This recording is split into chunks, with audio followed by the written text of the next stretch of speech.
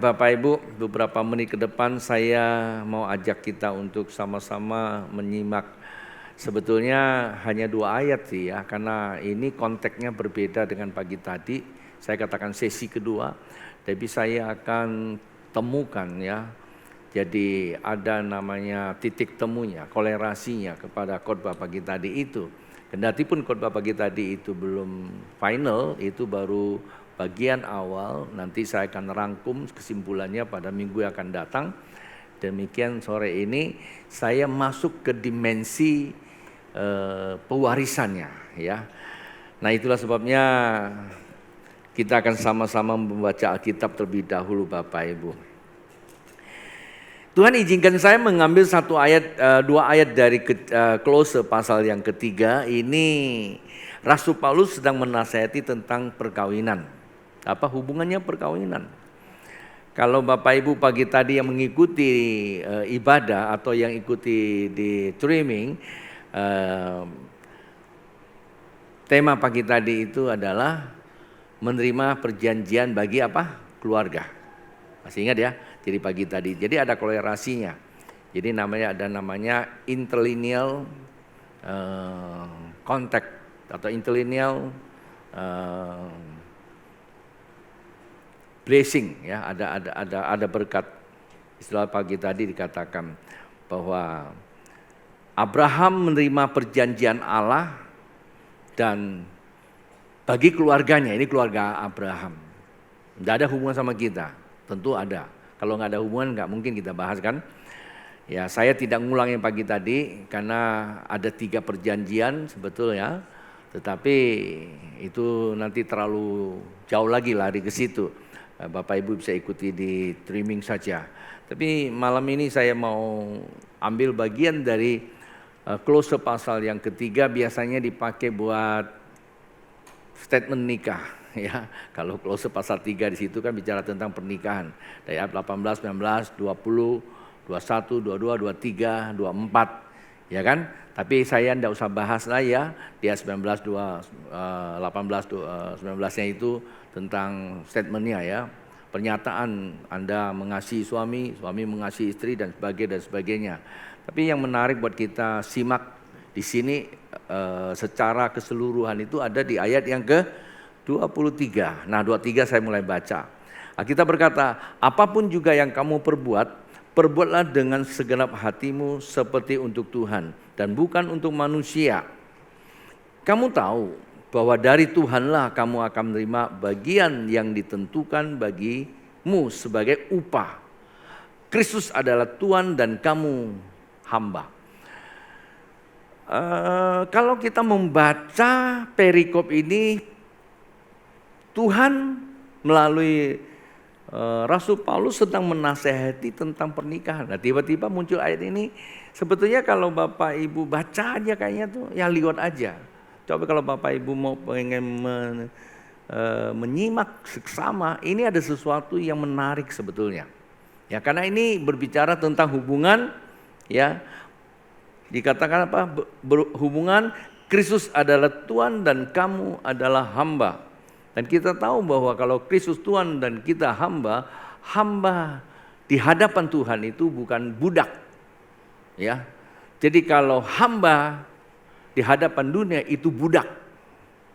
Jadi ingat bahwa kita ini setelah jatuh dalam dosa, hidup dalam hukum dosa, terbuang dari hadirat Allah, bukan hanya berdosa.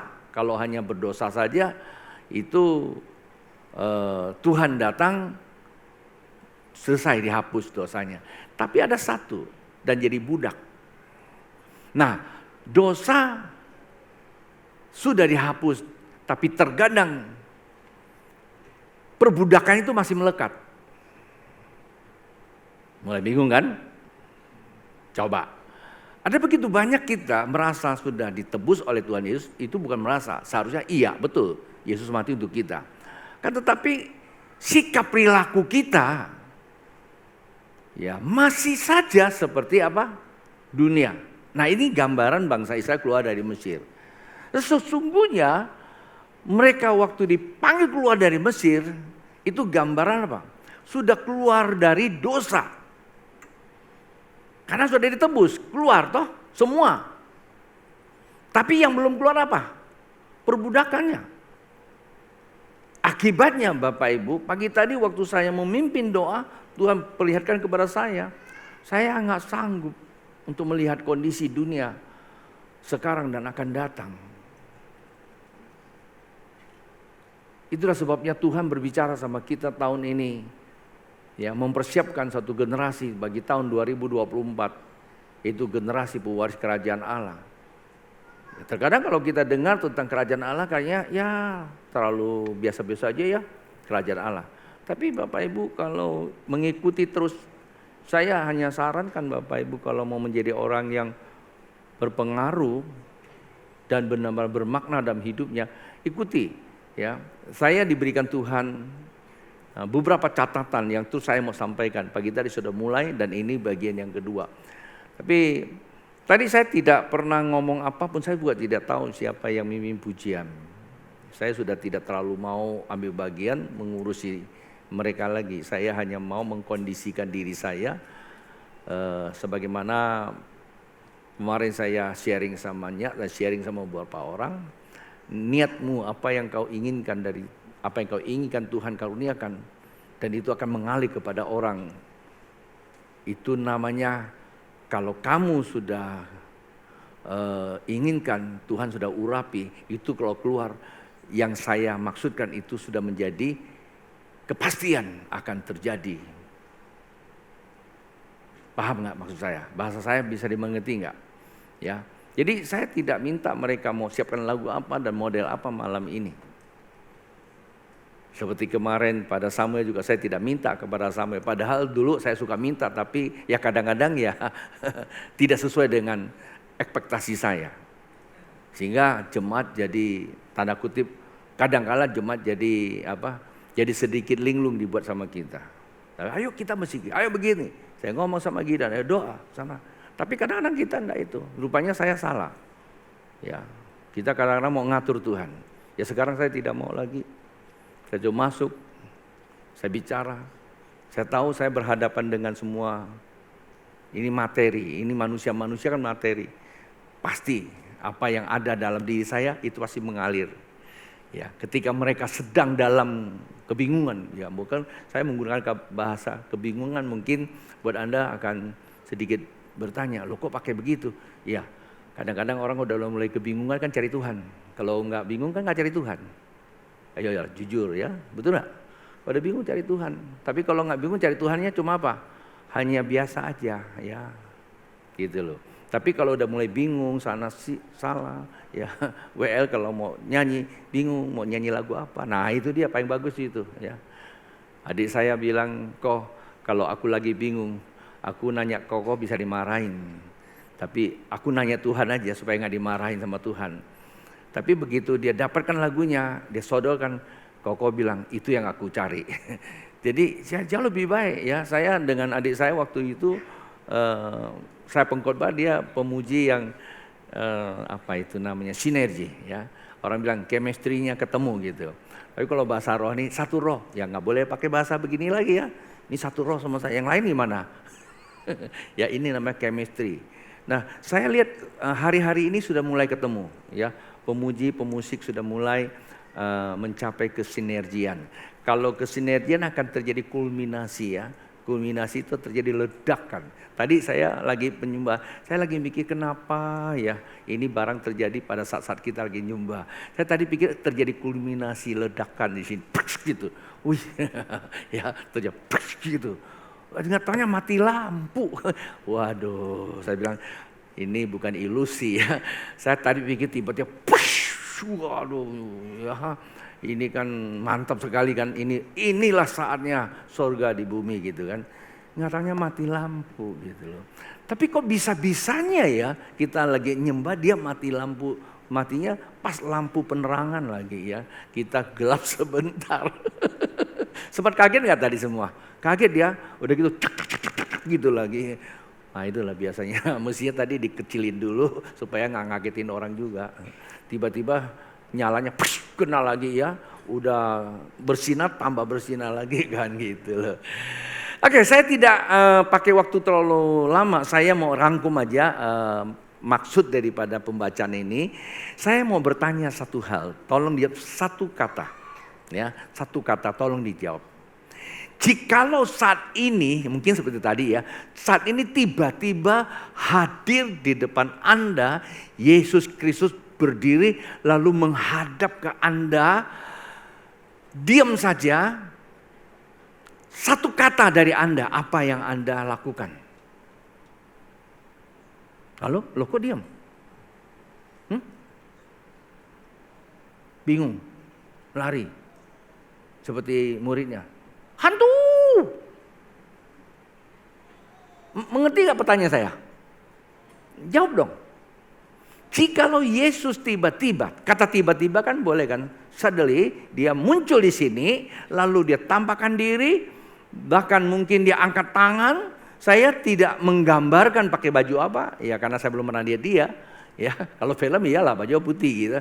Ada baju Tuhan Yesus pakai baju hitam ya? Ya baju putih juga sih, kita semua putih kan gitu loh ya, sama aja lah. Ya, saya enggak mau terlalu gambar. Tiba-tiba dia muncul di sini satu pribadi, tapi Bapak Ibu meyakini bahwa itu Yesus. Satu kata dari Anda, apa yang Anda lakukan maksud saya? Lari. Kenapa? Seperti muridnya. Hantu kan lari kan? Ya tiba-tiba ada satu pribadi yang aneh gitu muncul, yang besar lagi gitu. Ya, saya mau tanya Anda, apa sikap Anda? Kencang dong. Ini kayaknya nggak ngerti kali pertanyaan saya. Susah ya, mau jawab takut salah. Saya nggak jebak kok. Nah, udah deh saya ganti pertanyaannya. Saat ini tiba-tiba saya dikasih tahu sama Asyir ya, atau sama Suprapto koordinator ibadah. Di bawah Pak Gubernur, nggak usah bilang Pak Gubernur ya, Pak Jokowi sudah tunggu di bawah. Lalu saya bilang bawa masuk saja. Tiba-tiba ada di sini. Sikap Anda gimana terhadap dia? Gimana? Apa? Nggak ngerti juga. Lari. Hah? Berdiri. Tandanya apa? Hormat. Ya kan? Tandanya hormat. Lah presiden datang, Anda ngerti berikan hormat sebagai rasa apa? Rasa mengasihi dia sebagai presiden Anda. Kenapa kita mengasihi? Karena dia terlebih dahulu mengasihi kita. Dia hadir di tengah-tengah ibadah. Ini contoh loh ya. Saya kan gak sebut nama tadi ya. Ada gak? Hanya presiden ya. Pak Jokowi juga. Ya gak apa-apa lah, aku endorse dia sedikit lah. Ya kan? Nah sekarang kalau saya bilang, sebut satu kata saja kalau Yesus hadir, berarti apa? Ya sama aja kan, menghormati dia juga kan. Kata menghormati itu kan kita mengasihi dia Tuhan karena dia hadir mengasihi kita. Itulah namanya apa? Sembah. Dalam bahasa kata kita beri hormat. Nah, kenapa ada satu aliran kekristenan tidak boleh hormat bendera? Kami di dalam teologi bahas loh. Anda yang sekolah dibahas gak? Ada satu aliran gak boleh sembah, nggak boleh hormat bendera. Ya, kenapa? Karena memang kata menghormati itu namanya menyembah. Kalau Anda lihat film, ya film kerajaan, ya setiap orang mau ketemu raja apa? Menghormat kan? Gimana dia? Sembah kan? One sui, wih, nggak tahu salah atau enggak ya? Saya cuma tiru-tiru aja sih tiba-tiba gitu, ya. One sui itu apa sih? Panjang umur barangkali ya. Ya kira-kira gitu. Nah, Pak Bu. Sebenarnya kalau Anda mengklik di Google kata sembah, klik aja di Google ya, Alkitab kamu, keluarnya di mana? Worship, kata worship. Keluar dari mana? Di Kejadian pasal 22. Bagaimana Abraham mempersembahkan anaknya Ishak kepada Allah. Dan itulah kali pertama kata sembayang. Kata sembayang itu muncul di situ kali pertamanya. Abrahamlah orang yang pertama kali melakukan kata sembayang. Dalam bahasa aslinya abod atau abodah. Dan ini kolerasinya kepada pada kejadian tentang namanya apa? Mengusahakan dalam bahasa Indonesia ya. Dalam bahasa Indonesia mengusahakan. Tuhan Allah meletakkan manusia di Taman Eden mengusahakan bumi ini. Dalam bahasa aslinya itu namanya aboda. Kalau tadi abad, ini aboda, sebenarnya akar katanya sama. Itu ada apa? Worship. Paham? Nah, sebenarnya kalau Anda membaca Alkitab, siapa yang banyak kali melakukan bongkar, pasang tenda, dan menggelar tenda, menggelar mezbah penyembahan. Siapa? Hah? Siapa? Abraham. Jadi kalau Anda lihat kejadian, ya di kejadian itu Adam itu menyembah Tuhan anaknya, habis itu selesai tuh, nggak pernah ada lagi. Nuh, habis itu selesai juga. Dua perjanjian yang tadi pagi saya katakan tidak diindahkan atau mengalami masalah. Karena memang dikatakan tidak diindahkan. Sehingga membuat perjanjian itu terputus. Maka ada perjanjian yang ketiga yang diterima oleh Abraham bagi keluarganya, Pak Bu. Jadi hubungan keluarga itulah yang menjadi wadah meregenerasi, mentransferkan nilai-nilai kerajaan Allah. Nilai-nilai kerajaan Allah itu disebut keluarga ilahi. Dan isinya cuma satu, hukum. Hukumnya cuma satu. Apa itu? Love. Kasih. Kasih itu adalah penyembahan, Bapak Ibu. Apakah kasih itu nyanyian? Aku mengasihi Engkau Yesus. Nyanyimu seindah apapun, suaramu seindah apapun, statusmu sebesar bintang penyanyi apapun, kalau kamu nyanyi aku mengasihi Engkau, belum tentu diindahkan. Karena bukan apa yang kau katakan itu menjadi keindahan bagi Allah. Tetapi Allah melihat apa? Wadah. Wadah itu disebut apa? Dwelling house. Dalam perjanjian lama dwelling house itu dibangun dalam bentuk fisik. Tapi dalam perjanjian baru dwelling house of God ya. Rumah Tuhan, rumah kediaman Tuhan itu adalah heart. Sekali lagi, heart, hati. Jadi kalau orang menyanyi sebegitu indah, kalau hatinya tidak, kalau saya menggunakan tidak ada, Anda akan, masa sih gak ada hati? Kasih simbolnya apa? Kasih simbolnya apa? Hati kan?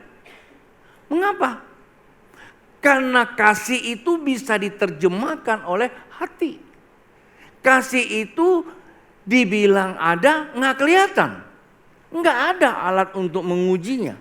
Kata kasih itu sifatnya apa?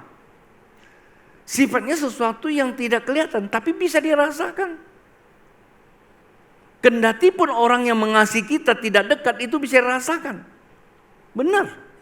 Dan saya tidak sampai situ, karena ini terlalu panjang lagi. Ya terlalu panjang lagi. Ya ini harus buatlah suatu seminar tentang namanya kasih itu ada energinya. Nah, apa kolerasi dengan ayat ini? Alkitab katakan, lakukanlah segala sesuatu seperti untuk Tuhan. Kata melakukan segala sesuatu seperti untuk Tuhan, Tuhan itu kasih. Halo? Tuhan adalah kasih. Sudah saya ajarkan kan, udah lama kan? Tuhan itu kasih. Tidak ada cara lain untuk melekatkan kita kepada Tuhan selain daripada kasih. Jadi kalau kita bilang, aku mengasihi engkau Yesus. Sebenarnya bukan nyanyiannya. Hati kamu, apa yang kamu lakukan. Kamu mengasihi enggak, tugas kamu menyanyikan lagu itu. Kamu mengasihi enggak, pelayananmu nyanyi lagu itu. Kamu mengasihi enggak, waktu ini kamu buat untuk Tuhan. Kamu mengasihi enggak, kau duduk itu untuk Tuhan. Jikalau kamu mengasihi Tuhan, engkau duduk, engkau jalan, engkau main musik, engkau nyanyi, engkau khotbah, engkau kerja, sama karena do something. Itu namanya aboda, usaha. Kata usaha itu namanya apa? Mengelola, menata, melakukan. Ya, kata usaha itu melakukan segala sesuatu dengan teratur. Mengusahakan apa? Mengusahakan alam semesta. Maka dalam bahasa Yunania disebut oikonomos. Oiko itu kehidupan. Nomos itu keteraturan. Kasih itu yang membuat semuanya teratur. Yang bisa mengatur kehidupan ini cuma satu, keluarga. Maka dikatakan rumah besar kita Indonesia. Itu bicara tentang keluarga. Oh, pagi tadi saya sudah mulai singgung tentang Tuhan. Abraham bilang sama Tuhan. Tuhan loh yang ngomong sama dia. Abraham, kamu akan menerima hal yang besar. Ya kan? Perkasa dan menerima hal yang besar. Besar itu apa? Artinya apa? Besar itu, Tuhan yang ngomong besar itu seberapa sih besarnya? Kalau saya ngomong besar, ya sesuai dengan kapasitas saya. Tapi kalau Tuhan yang ngomong besar apa? Tak terhingga. Kata tak terhingga itu pakai apa wadahnya nangkapnya? Connect-nya langsung ya. Anda bisa ngerti gak sih bahasanya itu? Kalau baca, dia bilang, kenapa Abraham bilang, terima kasih Tuhan, terima kasih, aku terima. Kenapa dia bilang, iya sih Tuhan kasih saya besar, saya kan gak punya anak tuh, si Eliezer tuh. Padahal Eliezer sudah kena, ya enggak lah, saya nggak ngomong itulah nggak enak. Ya, Eliezer tuh yang akan, ya Eliezer kan, ya akan terima, ya. Atau hambaku yang akan menerima pewarisan, nggak ada lagi. Kenapa? Kok Abraham ngomong begitu? Karena Abraham tahu bahwa wadah yang besar itu hanya bisa diterima dengan apa? Rumah besar, keluarga. Nah, Tuhan langsung bawa dia keluar tuh. Keluargamu seperti bintang di langit. Di antaranya ada siapa tuh bintangnya? Ada siapa di antaranya? Di antaranya siapa? Kasih tahu samping kiri. Di antaranya ada kamu di situ, keluarga Adam, keluarga Abraham. Amin. Jadi ini yang dibudayakan oleh Abraham. Sebagai satu pribadi membangun tenda itu keluarga. Lalu menggelar mezbah, penyembahan berkali-kali. Dan sampai hari ini kita tidak mewarisi perjanjian Adam dan Hawa di dalam Yesus. Tetapi kita menerima apa? Perjanjian Abraham. Bahkan Alkitab katakan barang siapa yang mengutuk dia akan dikutuk. Barang siapa yang memberkati, dia akan diberkati. Ini dalam konteks keluarga. Ya, di dalam konteks mengasihi Allah. Nah, jadi saya simpulkan pembacaan ayat tadi itu. Lakukan segala sesuatu jikalau kita mengasihi, perhatikan, jikalau kita mengasihi, maka itu sesungguhnya sifatnya apa? Abodah, worship, penyembahan. Itu yang pertama. Dengar, lakukan segala sesuatu seperti Anda kalau tadi nyanyi, Anda mengasihi Tuhan dengan hati bukan nyanyian. Kemarin ya kasih saya satu video, saya mau pengen kesel karena saya lagi bikin renungan. Tapi saya jadi ketawa juga sih. Ya, ada satu orang bisu, tapi dia main gitar sampai nyanyi. Ya kan, Anda bayangin orang yang nggak bisa bicara tapi nyanyi. Iya. Saya bilang samanya dia lagi nyembah Tuhan loh. Lu kan nggak ngerti bahasanya. Yang menentukan itu untuk Tuhan di mana? Bukan mainannya, bukan suaranya, tapi hatinya. Jadi kalau kamu lakukan apapun di dalam kehidupan ini, jika dengan hati yang mengasihi Tuhan, maka dibebaskan dari persungutan. Tahu ya persungutan? Akibatnya apa? Kan ada akibatnya. Akibatnya apa? Tuhan yang memberikan kamu upah. Upahnya jangan kita tuh beranggapan sekarang mobil dari sorga turun, itu bukan. Energi yang menjadi keinginanmu itu akan terurapi. Kamu cari jodoh nih, ingin nih. Tuhan tahu nggak? Tahu. Cari jodoh itu energi fisika, energi kehidupan biasa. Tapi kalau kamu mengasihi Tuhan, itu akan mendapatkan energi ilahi. Urapan itu energi ilahi. Roh Kudus bukan energi. Roh adalah roh. Tetapi apa yang roh firmankan itu menjadi energi yang bisa menyatu dengan fisik kita. Waktu kamu ingin berhasil, itu fisik. Ya. Itu menghasilkan fisik. Nah, kalau kamu menyembah, niat kamu itu diurapi Tuhan, itu ada energi. Saya mau kasih tahu sama Anda. Anda enggak usah buat apa-apa. Berdiri aja, seluruh energi fisikmu itu akan mengalir. Nah, cuma kan kita nggak belajar yang begitu-gituan, sehingga kita tidak terlalu pusingin. Padahal apa yang kau niatkan, apa yang kau pikirkan, itu ada energinya. Ada energinya yang mengalir. Karena apa? Bentuknya itu fisik.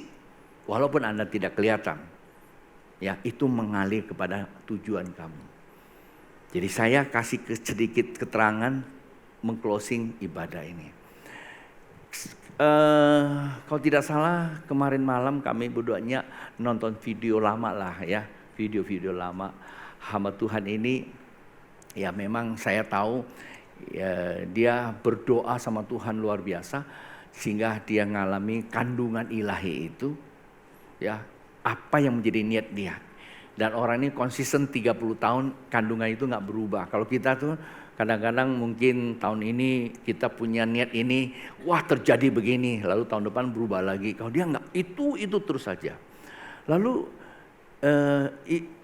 dia baru-baru kali ini nih, baru berapa, mungkin tahun lalu dia punya video tahun lalu, ya, mungkin ya ribuan orang lah, nggak disuruh apa-apa, dia cuma jalan ini dia liatin, dan orang itu, karena memang kandungannya itu tertawa, setiap dia lihat orang itu tertawa, setiap dia lihat orang itu tertawa, emang lucu orangnya? Enggak lucu, tanyanya enggak lucu. Malah kalau buat ganteng saya lebih ganteng lah. Oh iya, masa saya bilang saya nggak ganteng sih? Ya, kalau saya bandingkan sama si Kevin sih gantengan saya lebih banyak. Ya, tapi heran begitu dia ada orang itu orang langsung damai. Ada kedamaian lalu tertawa sampai cekakan sampai nggak bisa berhenti. Nyak tanya saya, kenapa bisa begitu? Kalau kita kan lain. Kalau kita oh mabuk. Kalau kita bikin orang mabuk itu kan cuma hanya kita itu gitu-gitu aja. Tapi dia enggak, dia tebarkan energi. Anda mau khotbah, kayak saya mau khotbah nih pagi tadi, hari ini punya khotbah. Malam ini saya mau khotbah tentang penyembahan. Energi itu udah mulai masuk itu. Anda tanyalah yang menyiapkan lagu dan mau nyembah boleh kayak tadi. Disuruh enggak? Kalau saya suruh kurang istilahnya kurang keren dong. Diatur. Tapi saya mau coba betul enggak hal ini? Saya uji. Sebagai pendeta saya menguji.